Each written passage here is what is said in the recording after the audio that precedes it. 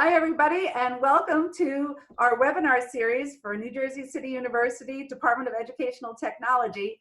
Today, we are so blessed to have Alex Urrea here with us of Eduscape. Alex is the managing partner and director of Eduscape. He's been a leading educational director for over 20 years, a multitude of companies, both locally and globally. His passion is to reach as many learners as possible by leveraging technology to personalize the learning process and give teachers and students an active voice in their education. So we welcome Alex today. His topic is the future of remote teaching in K-12. And thanks for coming with us today, Alex, and sharing your knowledge and expertise. Laura, thanks for having me, and thanks for everybody that's attending. Who's doing remote teaching now? Raise your hand. Everybody. Everybody. All right. And what grade levels are we teaching? Grammar school. Medical school. First grade, Quinita? Ooh, tough. First grade's tough, remote teaching. I can't even Yeah. imagine. Medical school. Middle school? No, medical. Oh, medical. Okay. First were- grade autism, double Oh. win. Yes.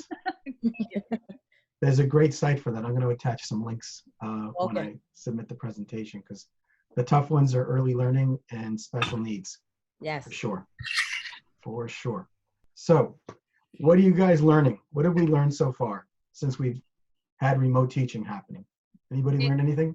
It's harder to work from home than it is to work at school. It I've been requires thinking a it lot was- more work.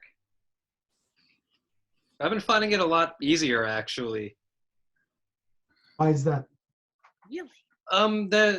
Like I was saying yesterday to Dr. Ziegler, there are fewer distractions. I could focus more on at the actual pedagogy, as opposed to, hey, don't hit each other when you're greeting one another, which is typically what I'm doing. It's I spend a lot of time just waiting for students to stop doing that.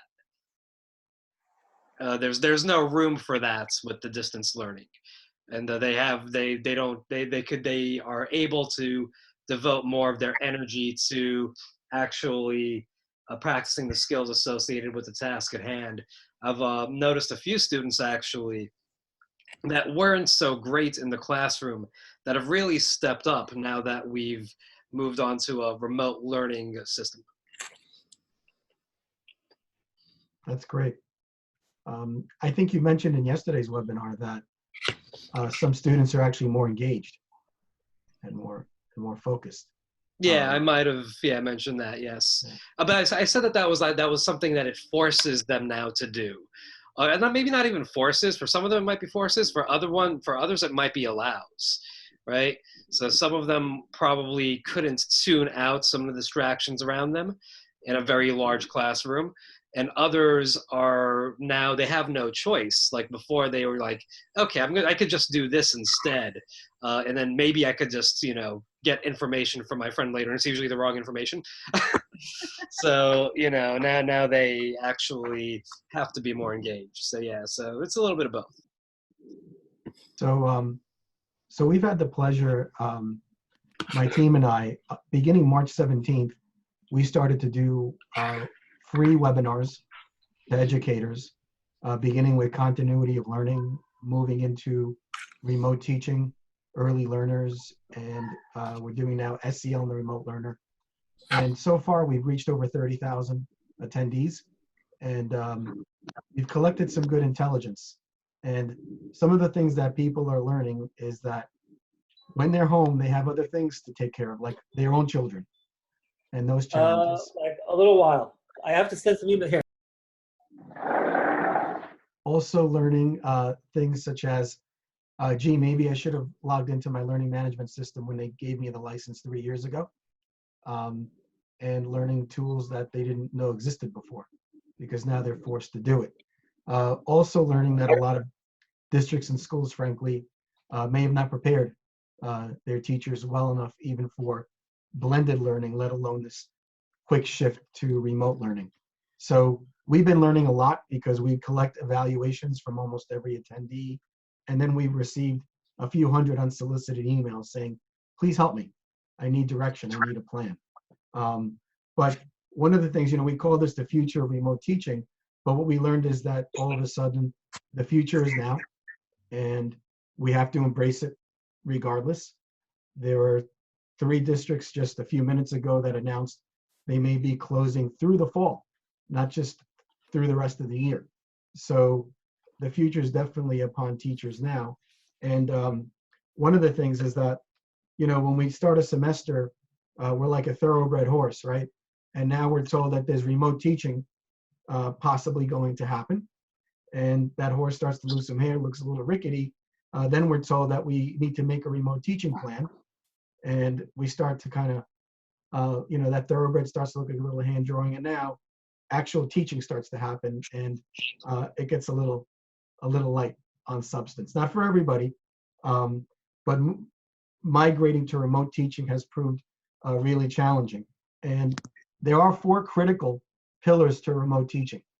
And one of the things that we always tell people is plan, don't react. We have worked with a lot of schools and districts and said, if you're having problems shifting your teachers to this, maybe it's best that you take a day or 2 off and work with your teachers first, not just ask them to jump into this. It's okay to lose a day or 2 if you're going to gain it back by more efficient and effective teaching.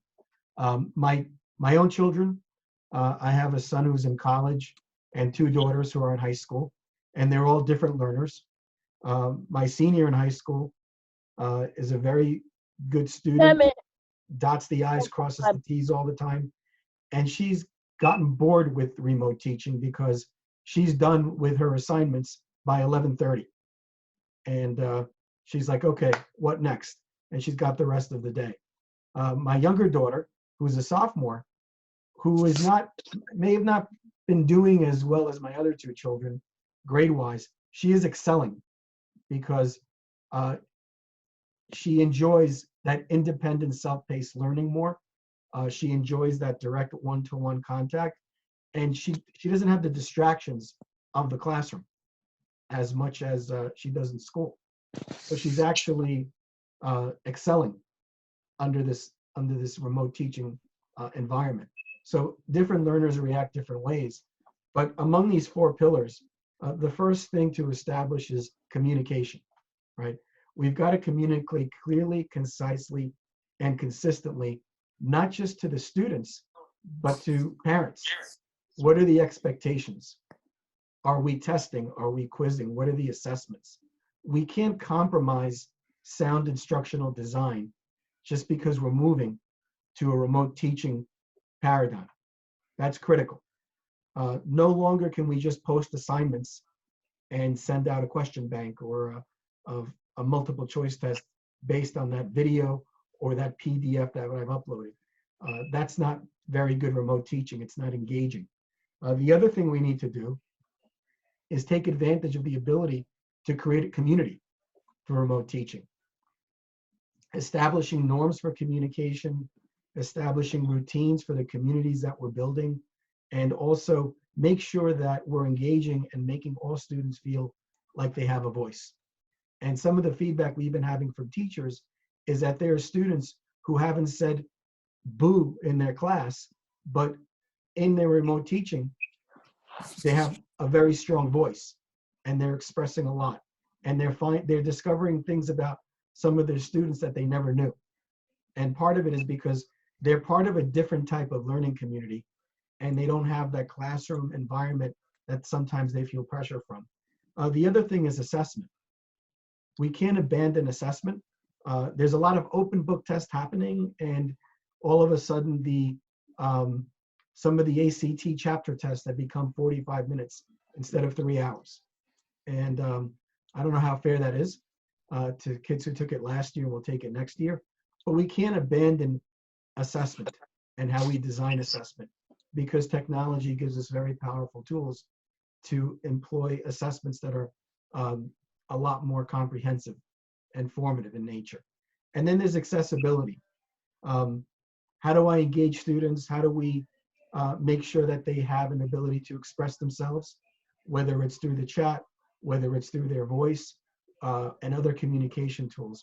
So we have to remember that these 4 critical pillars of remote teaching are important to successful ongoing remote teaching, but also what we need to learn from this and take away is that there's so many things that teachers are learning now that could be leveraged when we go back to normal or a new normal, right? Because I think we're going back to a new normal, but hopefully that includes going back to classroom instruction sooner than later.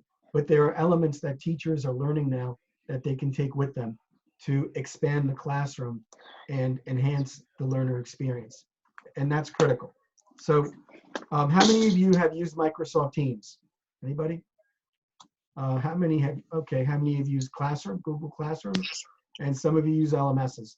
So I'm going to walk you through both examples of a Microsoft Team and a Google Classroom in a traditional sense and in a more powerful remote teaching circumstance. So, and it really don't think about the platform as much as the use of the platform. So if you can see, this is a traditional Microsoft Team that we've seen in many schools. It's primarily used, this is a 4th grade science class, and it's primarily used to communicate reminders, to share resources, and to post materials that have already been printed and distributed. You know, there's some different routines involved, but it's not the primary form of communication. And it's really the teacher being the main communicator that's pushing information out. This is a traditional Microsoft Team environment, which is comparable in some ways to Google Classroom if it's used properly. But again, very traditional. So we're taking the traditional way of doing things in the classroom and just shifting them to a digital platform. And that it's not very exciting, right? If I hand students a worksheet, or I put it up on a Google Classroom, what's the difference other than I don't have to print it? You know, there's nothing more engaging than giving them paper versus giving them a PDF. So now if we move into a remote learning model with Microsoft Teams, just look at the left side for a second. If you see that left column under 4th grade science, take a look at that first traditional transposing typical classroom norms, reminders, resources, posting materials, and now shifting it to leveraging a collaborative learning environment where now I'm posting schedules, I have a community code for communication. So this becomes my primary communication tool with students. I'm establishing routines. I'm also including parent communication as well as student communication, but I'm soliciting two-way communication and driving inquiry by asking for feedback, soliciting ideas, and also celebrating successes within assignments that students are given. So I'm encouraging communication, collaboration, assessment, and accessibility just by creating the right remote learning environment for my students, whether it's in a Google Classroom, a Microsoft Team, or a learning management system. One of the interesting things that it was 3 weeks ago this past Sunday, I received a call from a superintendent who said to me, Alex, I have 1,200 teachers, and my IT director just told me that even though we've had the Canvas learning management system for 3.5 years and have paid almost $300,000, over 370 of my teachers have not used their initial login code. So, you know, and that is not a unique challenge. But all of a sudden, you know, I said to him, whose fault is that? Is that your fault or is it the teacher's fault, right? So if a superintendent says to me, they invested nearly $400,000 in almost 4 years in a tool that 40% of his teachers didn't use so far, I'm not sure that is the teacher's challenge. I said to him, maybe this is a leadership challenge, but it's also a challenge of the provider who did not prepare efficacy of implementation. All they cared about was subscriptions. So whatever tools we invest in, we need to make sure that we advocate for our peers to get the right PD, obviously, and the models of instruction are exactly that. They're modeled for us for best practices. And there's also exemplars, because when I said planning and not reacting, we have rushed and reacted to this shift to remote learning across the country, around the world, really. I've spoken to schools in Canada, just got off the phone this morning with schools in Portugal that just shifted to remote teaching without any kind of planning. And that's just not working for really anybody. regardless of the country or the language. So now let's look at a Microsoft team, which most of you are more familiar with. Most traditional classrooms, Google Classrooms, most traditional Google Classrooms have been used as glorified bulletin boards. Of course, none of you, especially those that were a student of Dr. Ziegler, I'm sure are maximizing your tools, but the majority of PD that we do and we've seen, and we've delivered PD to over 700,000 educators in the last 12 years, we see these traditional uses of Google Classroom. And these traditional uses are now really rising to the surface and causing challenges during this remote teaching time, where they're again used primarily to assign and collect work, to communicate reminders. Yes, they're sharing the resources, but a lot of it is this repetition of what I gave, by the way, what I handed out today is also in your Google Classroom. Well, that's great, but why hand it out if it's going to be in my classroom? Then there's a separation of routines from what happens in the regular classroom. So in most Google Classrooms, the teacher, again, is the main communicator. But if we move to a more engaged Google Classroom environment, I'm using it as my primary communication tool. I'm establishing those norms and routines again. And I'm also including parents in the communication process. So I'm encouraging that two-way communication. And all of a sudden, I've got students that can post materials, they can share their findings. I'm encouraging inquiry, and I'm also involving parents in the process. So it's a different application of using an online platform, because I'm now taking that platform and creating more opportunities for communication than I would in a traditional classroom even, because I can post things, I can post questions, I can share, a little different than I would in the regular classroom. So now we'll talk a little bit about instructional design, and that is critical. So when we want a continuity of learning plan, sound instructional design doesn't get abandoned, because we've seen it happen in hundreds of schools where the panic sets in. Oh my God, what's going to happen? Because in a lot of schools, if you think about it, they were told, we're suspending school for 2 weeks, okay?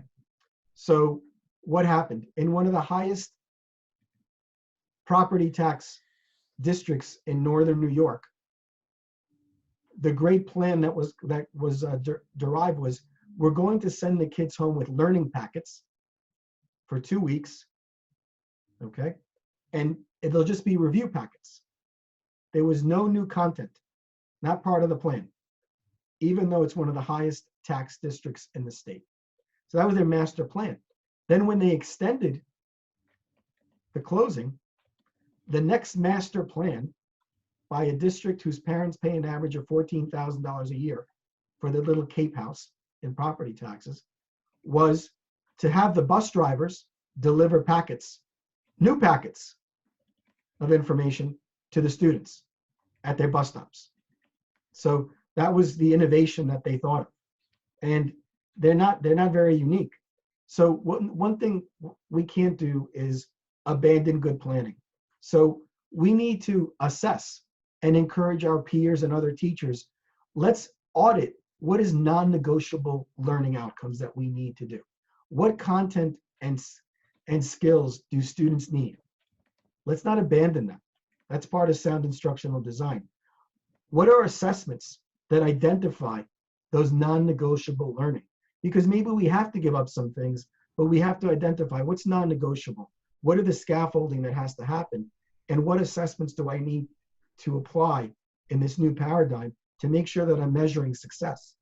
And then what are the actionable learning outcomes that address those core learning principles? So once I confirm all this, I can align everything and have my learning outcomes. It's really no different than teachers are doing now in planning lesson plans in a traditional classroom. When we shift to remote teaching, we can't forget that. So instructional design remains a critical part, and even more so because more organization is required in many ways.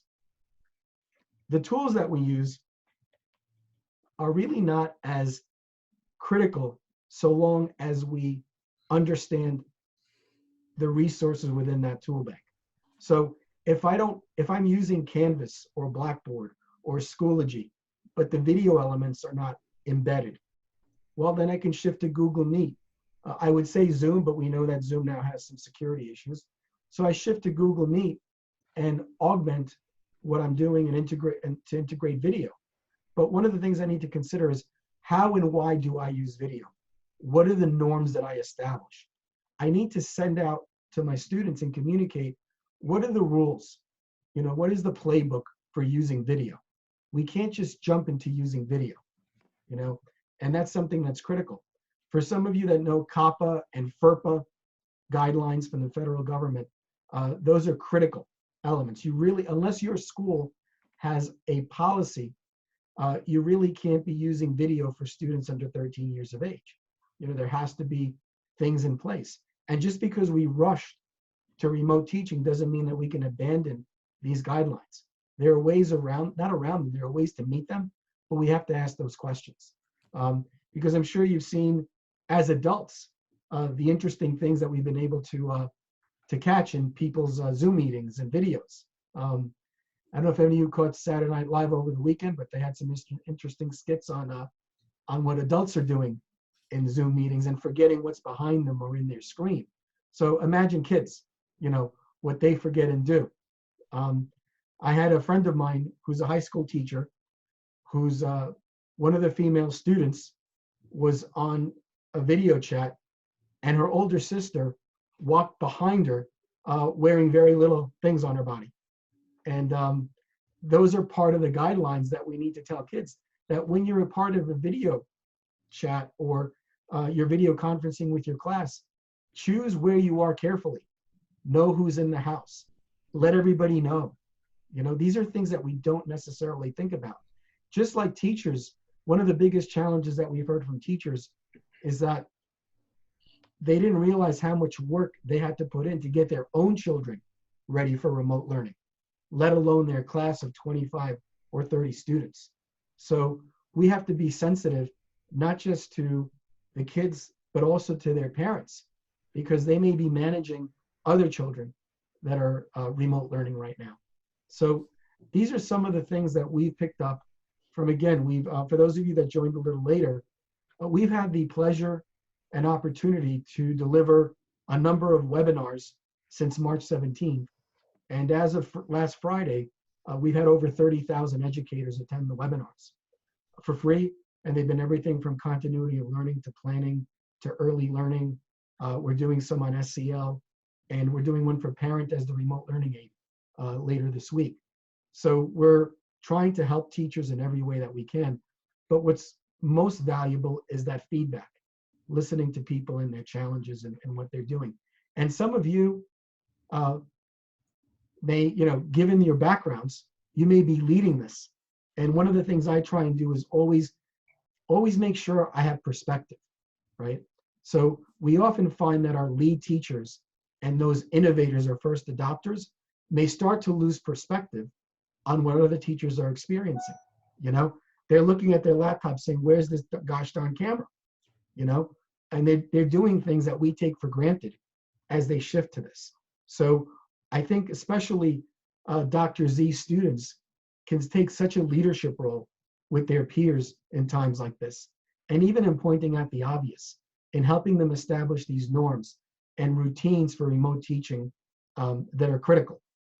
So does anybody have any questions or any reflections they've had in teaching their students that they'd like to share? I would actually, you know, I love that with the Google Meets, and I really love how Zoom has taken a stance on security. One of my math teachers said she held a Zoom meeting with the students, and it's sad because they were all excited to see each other and to talk, and then 3 students who were not her students infiltrated the class and were saying vulgar things and you know, playing music and everything. And it's so funny how instantly all of a sudden there's a waiting room, there's a lockout. I love how everything just comes together quickly. And I would love to really look through Google Meet a little bit more. our district, I'm in Union City, and we use all of the Google suite. So it's interesting that our district has taken such a lead role on Zoom when we have all of this Google access. Yeah, and you know what's interesting, Katie, you bring up a great point. We've spoken to a lot of educators and administrators who had no idea Meet was there because they were used to Hangouts. Exactly. So they deferred, or they went over to Zoom or Skype or something, you know. There's also some of my, so I work at the high school, but there's an annex, and that annex has a whole different demographic of student, let's say people who were kicked out of district or had issues or whatever. So sometimes it's hard to get in touch with them, and our counselors don't want to give them names, or not that names, they won't want to give them their cell phone number. So you could also give out a Google number, and people can call you on Google. So now these students and these parents don't have your cell phone number, but they can still contact you. Are you familiar with that? Yeah, that's a great point. Yes. Yeah. I wasn't, and you know, it's amazing how much we're all learning over this past month. So many different options, and everybody's just so willing to help and teach everybody about all of these new technologies. You know, you had mentioned, you know, you have children who are in school. I have an 8th grader and a 6th grader. And let me tell you, between going to school, being an administrator, and now being a homeschool teacher, that meme is so true. I hope my children don't get their teacher next year, the same teacher next year. I'm done. I love my children to death, but oh my goodness, our teachers, they have a lot on their hands, and it's very cumbersome. Yeah, and one thing, you made me think of something I didn't mention. A lot of the feedback we've been getting from educators around the country is that they are getting overwhelmed by all the emails with free stuff, free apps, and even major associations like ISTE, Common Sense Media, Smarter Ed, Smarter Tech Brief. They're all coming out with these lists. Diane Schaffhauser at Smarter Brief publishes a list every few days. And I've emailed her and I said, can you please publish something on planning? Because how do you select the right tool if you don't have a plan? You know, nobody mentions having a plan first in any of this. Everybody's just rushing to do free. And then the next thing that'll happen is around mid-June, teachers will get that inevitable email saying, okay, if you want to continue, please pay this. Yeah. Right? So now teachers have built resources in those free platforms and may not be able to extract them, or to extract them, there'll be a fee. Or maybe they chose great resources, but there wasn't a plan, there wasn't a scope and sequence. You know, this is again why planning can't be abandoned. But question. Yes. Is the Google phone number, is that what Google Meet? So how did you do it, Katie? Alex, to be honest with you, I haven't tried it yet. You go on to google.voice.com and you can choose the city and you can choose your number. So you have complete ownership of using a number. I told my husband, who's also a principal, that maybe the teachers should use that as a buffer, you know, to receive, because it takes your phone number of the person that's calling you, and it gives you the information via text. So you can read the text and you can send text that way too. So it's a wonderful platform. Yeah, it's not something that's embedded in the Google in G Suite for the classroom. But thank you for that. So it's googlevoice.com? Yes. Sorry, Tammy. It's Google Voice, it's called. And there are a number of other apps you can also use to create bogus phone numbers that you can use for a certain period of time. Some allow you to keep that phone number longer than others. So just kind of search for whichever ones that are better for you. Some of them can route to an email, so you can respond by email if you don't want to call, because some teachers are responding to their students after they've had their own kids, you know, do their homework and things, and they're responding at night. And the last thing, you may not want to return a student's call after certain hours. Sure. So you can always forward it to an email in some of the applications. So when I go to googlevoice.com and a student calls me, will they call me through Google Meet? No, it or all goes through Google Voice. It all goes through voice? Yes. You can even set up your cell phone so you can decipher between your phone number and a Google Voice number. Renee, that's awesome. So you can, you can choose how you want to answer, if you want to answer. And if you don't want to answer, it leaves a voicemail, but the voicemail is given to you in the text as well. So there's a lot of options there. See, now I wish I knew this only because, so yesterday I got a message. One of our students from Union City High School sent through the classroom a message. I'm in trouble. I'm in Atlanta. There are tornadoes and I don't think I can get any technology again. So now I'm sitting here going, I'm sorry, what? You're in Atlanta? Well, you're supposed to be in Union City, blah, blah, blah. So I frantically at 8 o'clock in the morning on my cell phone, just call this mother that I have the contact number for.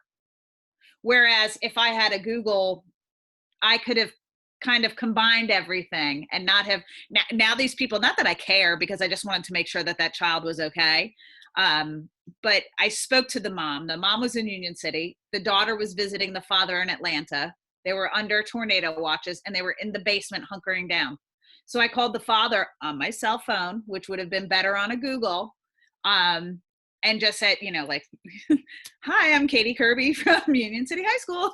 Just checking to see if your daughter's okay, but those are things that I don't care at that point that my cell phone's out there, but there are times where you don't want it out there.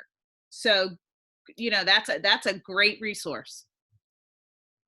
So Alex, I have a quick question with regard to all of these, right? There's great resources. Katie wished she knew about it previously, and maybe in one of the 10,000 emails she got from, any of these vendors, there was something about Google Voice in there, but who has the time? Right now, no one has the time to go through all of these resources and determine what can meet which needs. What can they do? Well, I'm going to attach a link to, it's from the University of Massachusetts at Amherst. There's a young lady there who has been she's been compiling resources for a long time. And she's done it in such a way and created a website. And the best used resources rise to the top. Forgetting her name, I'm looking for it on my screen now. But I'll include that when I follow up with Laura on the with the attachments. But the best way to do it is to go, to an educator. Her name is actually, I may bring it up now. Yes. Can you tell me if my screen changed? No. Okay, I'm going to reshare.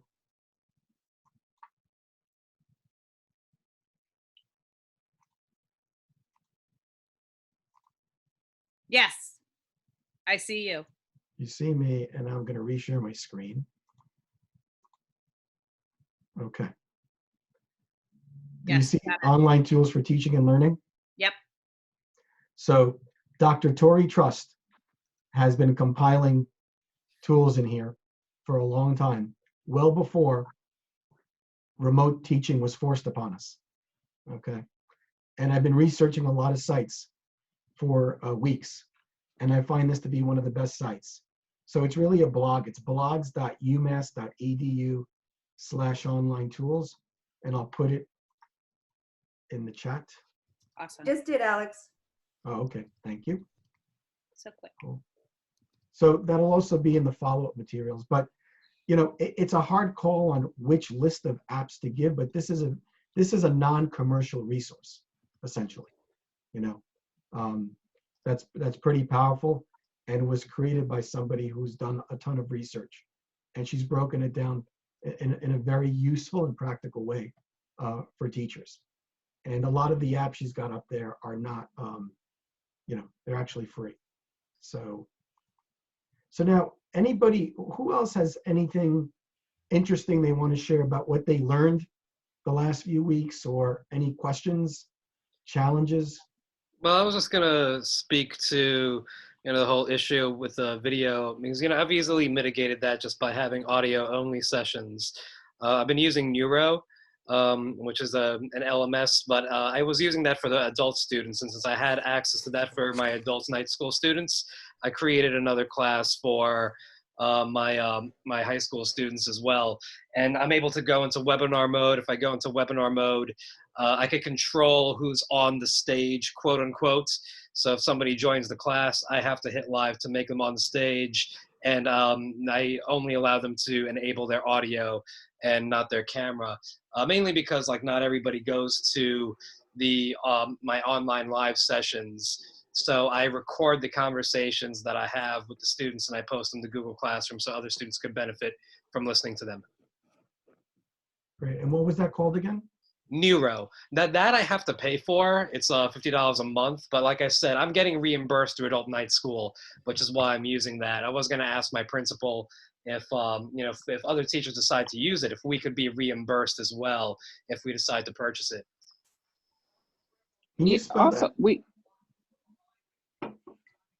Why did you choose that platform versus some of the other free ones? It wasn't my choice. It's what's I guess the director of the adult night education programs throughout New Jersey, or at least within Jersey City, decided that we should use for that program. What free we're ones using, though? yeah, we're using Google Meet, and we can record our session also. We did it actually today. But I just heard that you said we're grade 4 at elementary. Should we not be videoing Technically, or recording? well, there has to be permissions in place from the school, parent permissions. And there's it's all under, I'll throw this in the chat. It's under COPPA. So there's certain restrictions on working with video and websites with children under 13 years of age. But your district may have that policy covered. You know, it would be hard for me to know, but I'm going to put it into the chat. And my understanding right is that is specifically with video, not necessarily audio, correct? Yes. Because my principal said it was cool, but I just want to double check. Yeah, it's with video. To interject for a second, my children are both, they have a one-to-one initiative and they're doing Google Classroom and they're doing Zoom. And before, I was bombarded in my email by my children's school district. And I had to reassess, like, do I want them on video? Do I want them on, you had to do those privileges again, just so they made sure that everybody who was going on those Google Meets or Zoom were covered by that discrepancy of whether your parents want you on film or not. It also goes beyond the school district, because I know here, I'm in Pennsylvania, and my husband's a teacher in Philadelphia, and his teacher union is not allowing the instructors, the teachers, to record videos and share them. They feel that it's a liability, that the litigious parents might say something was shared with the students that was inappropriate. So they're not allowing that to happen at all. So I think you might have to, each district and state might have different rules or concerns. And that was my first question when my teacher came to me and said, I was running a Zoom classroom and 3 students interjected and started saying vulgar things. My first question to her was, did you record the session? And that's a great concern. And I think it's a valid concern, Doug. It's. Well, how is that different than a child saying that in the classroom live? I'm sorry? How is that different than a classroom, a live situation where a student starts saying inappropriate things? In this situation, say the teacher had 10 students, which is a ridiculously low number. So say they have 10 students and all of a sudden another 2 children got access to this Zoom. And this is what happened. And they infiltrated and they snuck into this class. So that's not the teacher's students, but now they're in there and she has no clue who they are. And they're saying these vulgar things and playing this music. And she was just really scared. She just shut everything down. So I get it. Like, you need to have that permission. And now I love that Zoom. And I'm sure all these other Google Meets probably have these security issue mandates in place. One of the critical things though is if you're a Google district, if you are, there's certain settings in the management console that now allow you to store videos. So if you can't store video and you don't know if you're saving emails, you need to make sure that your Google administrator enables that in the management console. Because it used to be that you had to pay extra, but now Google's allowing it for free through the end of June at least, where they'll give you video storage to schools for free. And storing the videos that you use with your class is very important, because somebody may say, hey, my teacher Alex did something inappropriate during our class during a video, and that may not be true. So you want to make sure that those videos are archived. It's a great point. Is that, And go ahead. on the other end, also, you're storing these videos and you have all these videos. Your principal can go back and look at all these videos and critique you on your, I mean, it depends on if they like you, if they don't like you, if they're trying to get rid of you. Things like that can happen also. So this is where a gray area where, do you really want to record a video, or, I don't know, like. It's a great point. I mean, it's, again, I don't think, I've been sharing with people that after, not to get a little morbid here, but after 9/11, really, I travel a lot. And after 9/11, if you weren't in the tri-state area, you were over it in 3 months. Sad to say. You really were. If you were in the backyard like I am, you felt it for a long time, especially if you knew people. This isn't going to be like that, obviously, right? This has impacted a lot of people. So I don't think we're going back to normal. And I think that a lot of things are going to be asked. Like, Tammy's point, how do we use this, because video to evaluate teachers has been catching on, but it's presented in such a way that you can record, like in New York State, they were all in after 3 years of fighting it. And they said, so long as there's peer evaluations and there's a process and there's expectations and a rubric, we're good. But we didn't have time to do all that. So those are questions that need to be asked when things get back to a little bit of normalcy, saying, how will this be used? Because some teachers may have the opposite. How will this be used to benefit me because I think I did a great job? Exactly. But then there are the principals. Frankly, how do principals know what to look for? Because I don't think many of them got us very ready for this. So how are they going to know what to look for? Exactly. And so I go by a rubric that I'm supposed to do when I go into a classroom. And this is what I'm supposed to look like in a classroom. And now we're in a virtual classroom. So I still go by the rubrics that I'm given, but you have to be human at the same point. We have never, ever seen this in our lifetimes. This is the most bizarre. I personally can't comprehend it.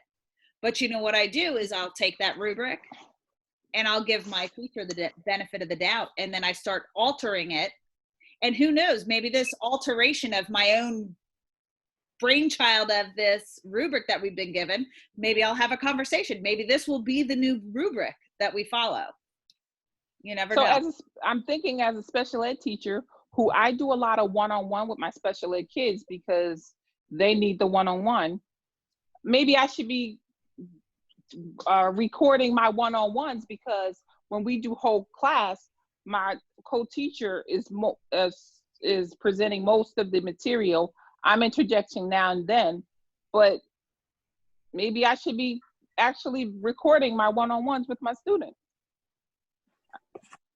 I mean, if that's, I don't know. I guess that's a You personal should check choice. your policy and talk to the administrators in your school to determine if you're permitted to do the recording or not. You want to make sure that you comply with the laws and the policies of the school. And you're right, it might be a good idea if it's okay for you to do it, because it doesn't hurt for you to have them. But again, ensure that that's something that's allowable. Okay. Well, quickly though, that's audio recording feature that Google is offering. Are those backups that will automatically be made, or do you have to manually record these sessions yourself? Well, I press a button and they email me the recording. They download them.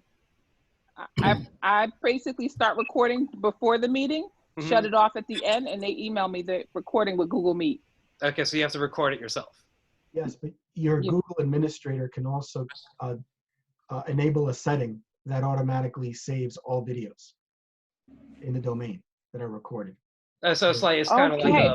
like a backup file in the cloud somewhere. Yes. Okay. Yep. Okay, because my principal, it said on my screen that my principal was recording and then she stopped. So maybe she has access to that also? Wow. I don't know if she knows she has access, but it's really a lot of administrators, believe it or not, Google administrators don't realize that this is possible, especially right now, because there are many, many districts in the country that were using third-party email backup systems, even though Google Vault does it for free. Wow. I mean, there are Wow. millions of dollars being invested in backing up emails by Google districts Wow. because they don't know it's free, Google Vault. And now that's the same mechanism that stores videos. But again, it Alex, has to be I have enabled. 2 quick questions because I know our time is getting short, and I have 2 questions for you. The first is because I know that you do work with educators across the country, across the globe. Can you give us some insight into how this pandemic has affected other states, other countries, perhaps the same or differently, just in a nutshell, something that we might not really be aware of? So thank you for that question, Laura. Overall, it's affected many countries the same and a lot of the same challenges. However, a few differences. In China, there's a big shift by the ministry to invest. Literally, it's happened in the last few weeks. They're shifting billions of dollars to train teachers on remote teaching, because what's happened is that a lot of their teachers have had kids in front of a screen for 8 hours a day. And because that's the way they're used to doing, lecture in front of the room, and they feel that's how they had to teach their kids now, by having them sit in front of a screen for literally 8 hours. And they know this isn't good teaching. There's been a lot of researchers and parents have complained or written articles about it. So they're able to shift because they're a communist country. They shifted immediately to a ton of PD dollars for that specific purpose. So there are universities in this country that are being overwhelmed with remote teaching requests by education brokers on behalf of Chinese districts to do this kind of training for their teachers. So they found it very difficult to adjust from this new paradigm and not lecture to death like they were doing in front of the classroom. It's even worse to lecture to death remotely than it is in person, believe it or not. And those students, there were complaints by Chinese parents that some of the children were urinating in their pants because they felt they couldn't leave the front of the screen. And the teachers weren't giving them breaks. They weren't, they were eating in front of the screen. I mean, it sounds silly, but this is what's been happening. That's sad. Yeah, in Finland, they've had interesting challenges because, ironically, Finnish schools, despite being #1 for a decade at least, they never embraced technology as much as the rest of us. They've been achieving these great things academically, mostly because they have great social emotional learning programs. Yes. But it hasn't been because of technology. So they didn't have the ability to just say, okay, we'll take our Chromebook carts and break them up and give kids Chromebooks. And now a lot of homes do have technology, but they don't have the numbers that they do in other countries. Portugal has adopted remarkably well because Portugal has the best and only true successful one-to-one program of any country or state in the world. A guy named Mario Franco established that program 8 years ago, where every student in the country received a one-to-one device. So this is but it was in partnership with the telcos. So not only do they have one-to-one devices, not only does every school-age child has a one-to-one device in Portugal, but they have internet access. So they are a country that has adopted remarkably well from a technology perspective. From a teaching perspective, they have struggled in terms of instructional design. So there's a lot of videos going on, but it's become more conversations than instruction. Canada has not adopted well. literally while we were speaking, and I'll admit it, I've just gotten a couple of slacks from a couple of Canadian administrators. Their shift has been very challenging. In Canada, I think is number 4 or 5 on the PISA in terms of top countries in education, but they're not adjusting well.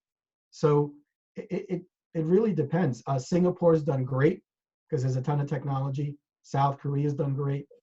Then there's the equity issue. There's a lot of equity challenges in certain countries, including here. You know, there are some districts. Perfect segue, Alex, for my last question for you. I'm sorry to interrupt. Is I have a as far as the future of K-12, and if anyone else has other questions, we can also put them in chat. We can go over a couple of minutes, but if you have further questions for Alex, we'll have his email, and you can also put them in chat. But sort of a final word about the future of K-12 remote learning in the US. So yeah, we're seeing a lot of pivoting and a lot of professional development and hopefully some good planning, but what can we expect going forward now? What happens after this summer? I think there's going to be a massive overreaction to what's happened, which could be somewhat good in terms of building. See, the good is going to be that I think a lot of the inequities are going to be issued. One of the real problems I have is where are AT&T, Verizon, and Sprint in supplying tons of MiFi devices to districts where the kids don't have internet? Okay, they've been silent, and last I know, they're not giving any credit for our cable bills or Fios bills. Okay, they're just going to the bank with all those additional pay-per-views and things like that. That I hope is elevated. That's a personal thing, right? From a where I think things are shifting, there's a couple of things converging. The CARES Act, which is the COVID-19 stimulus, the CARES Act is putting billions of additional dollars into Title I, Title II, and Title IV, which are the entitlement funds. And they have a lot more flexibility in how they spend that money, but a lot of it has to be directed towards distance learning initiatives. So as long as school districts plan correctly, which unfortunately I think only 1 out of 4 will, okay, maybe 1 out of 5 probably, there will be benefits. And so I do think there's going to, the overreaction may be that we've gone from those traditional conferences and summits. You know, who will be the first organization to hold a remote teaching summit, a remote teaching conference? And then people will be going in droves and reacting. You know, yes, Katie. I said NJCU this summer. Yep. Which is a good source. Absolutely. But I think, so I think what's going to happen, Laura, is that there's going to be many districts. I think the districts that plan well and those that have a lot of inequities that were unearthed and publicized, I think may benefit. The ones in the middle are just going to throw good money after bad ideas because it's already happened, you know, unfortunately. Net, I think there'll be improvement. I think a lot of teachers that were hesitant to use technology and were not held accountable for not using it, I think there's a percentage out there that have realized that technology is not my enemy. But the most important thing is that teachers, I think more than ever, and I think society is learning that teachers drive technology, you know, not the other way around. And that for all these years, no offense to any tech directors, for all these years, a lot of directors of IT and tech directors have made decisions about technology without consulting directors of curriculum and consulting teachers. Yes. That has to change now because a lot of tools that should have been available to teachers were not. A lot of settings in Google Classroom that were free were not enabled because the right questions were not asked. Yes. And I think this is going to elevate those discussions as well. I agree 100%. I want to jump through the screen that I agree so much. So, a virtual hug. But anyway. So Where's this So going? many virtual hugs. It's all good. it's safe. It's safe.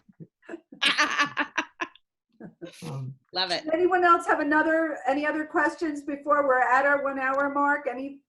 Last, Yes, I have but questions.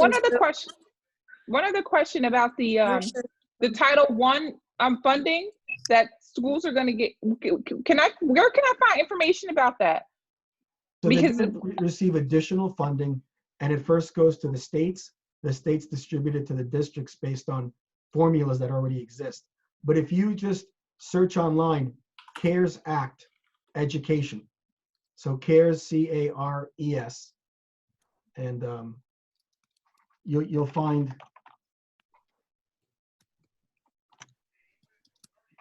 would planning like a planning also, or just the requirements would be? So I'm thinking of actually just researching some of the planning phases of that Title I planning. So planning would be included in that funding now. It typically wasn't, but you have to have a plan in order to receive the funds. That's technically how it works. So Right. what I'm saying is that there's already there's obviously these budgets exist, but the CARES Act puts more money into them for this year. So, Okay. I think Alice had a question. Thank you. I just am wondering if anyone, I'm struggling a lot with truancy and kids coming to classes. And I feel like I've done everything to hold them accountable. I give a little grade for showing up, like 2 points. Then I give a grade for assignment. I have an exit ticket for when they leave, but I am mostly doing Google Classroom, and I felt I do need to connect. So today I went on Zoom, and I found a bunch of kids weren't able to get on the Zoom. I mean, some of them have been using them. Everyone's using different technology, and I think it's confusing to the kids. So I'm wondering if there's any type of programs that would give notifications for when they turn in work, because they're not turning it in at the end of class. I can wait and say, oh, I'll grade them at 3 o'clock, I'll grade them at 7 o'clock, or I'll grade them the next day. But I find most of the problems, I think I've got great plans. I have different classes, like one class, I have 2 classes within one classroom. So it's hard to do Zoom with that because they're 2 separate classes. I guess I could give them the same code and we could all come in together. But it's just chasing them, calling parents, and then calling parents. Oh, they showed up in class, yeah, but they didn't do their work. And it's a constant, that's where all my struggle comes from. And I don't know if anybody else is going through that, or if there's something that I think kids are feeling, that they want to wake up and come to class when they feel like it, as long as they get the assignment done. I don't know if anyone else is this. This is high school. But we do have a large amount of behavioral challenged kids that often will end up in the alternative schools, and kids I'm already struggling with on the border of passing classes with. I'm in an elective class, so I do get a lot of the kids that are just, thrown in there. And I'm wondering if there's anything that you guys use or techniques, to help with the accountability. Well, Alice, a lot of the issues that you described are like the issues that my students have on when it's normal school. Right, they do school. come in whenever they feel like it. The Right. first period, the attendance is atrocious. And it's not just one teacher's class, it's all the classes, every single one. The students come in, some of them at, 8:50, 9 o'clock.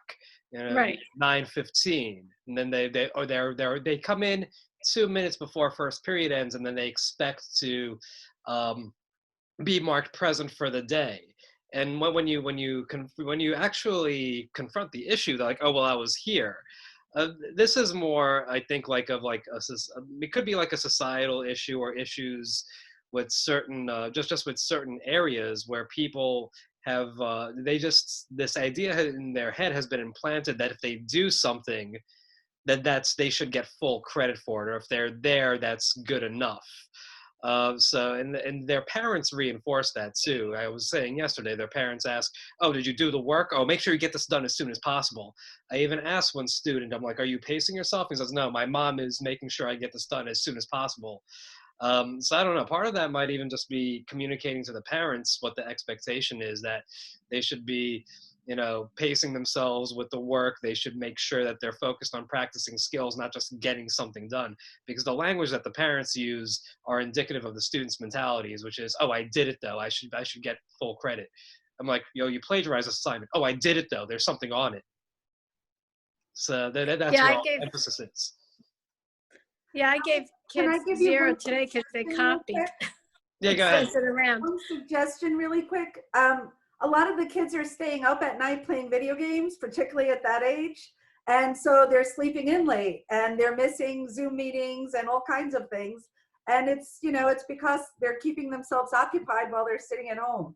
So you might want to consider creating a Google Calendar with when the times and the meeting times that they have to be on with notifications that you could send out and share with the students. So maybe they can put these notifications on their cell phones. I know my kids are putting alarms on their cell phones so that they know when they have to be online. They don't want to miss. I know one day my son overslept and was like, oh my God, I didn't hear my phone. You know, so it's all new for everybody. So try to give them executive functions that they can use to keep up with what you're doing, and, you know, give them some ideas of how to organize and how to be timely, and it's all new, so they need to learn these things. I also find that kids are not as techy as we think they are. Yes, I have And that. so, issue too. yeah. And so when I've given them assignments on different platforms, and when it's a platform that they're familiar with, like if I say hand it in on Google Docs or a Google form, I get a lot back. But when it's something that they've never used before, like a Flipgrid, I won't get anything. And it's because they don't want to have to suffer through that learning curve of the new technology. And they're not as techy as we say they are. They really aren't. Well, I put instructional videos on the Google Classroom and say, if you don't know how to attach, if you can't attach your homework or your picture, whatever I have them do, here's the video. So I try to do that. And I also have, just for anybody that has the classified kids, I set up a separate classroom for them for tests and things, if that's a help to anybody that didn't know how to modify your tests. So I have like different classroom codes I can invite them to, so they can go into a separate one where there's, you know, it's easier for them, and then they have some of that. But I do agree with you. They're not educated as much as we think that they are, as far as some of these things. Yeah, so that's another problem. But I just was wondering if you guys had some strategies, because that's my biggest problem, chasing them down. And then the parents will say, oh, they said they did their assignment. No, they didn't do their assignment. And some kids, I have to go back 3 times. Well, that's the thing. I told parents today, I'm like, stop asking if they did their work. Ask them more probing questions, because they're just going to tell you yes, so that you leave them alone. Right. Well, based on I told them, like, answer, we're going to have to cut our webinar. I love the interaction. I know we could talk all day, but I don't want to keep our speaker. Alex, I know you're super busy. So thank you so much for the information and leading our discussion today. I know we got a lot out of it. And I put the link on the chat for anyone that wants to see the recording and the resources that we'll be uploading. It'll be on the NJCU EdTech website, as well as a link to all of the other webinars that are coming up this week and next. Thank you, Dr. Thank Z. you. Thanks, everybody. Be safe. And thank you, Alex. Keep doing great work. Bye. All right. Have a good night, everybody. Thanks, everyone. Take care. Bye.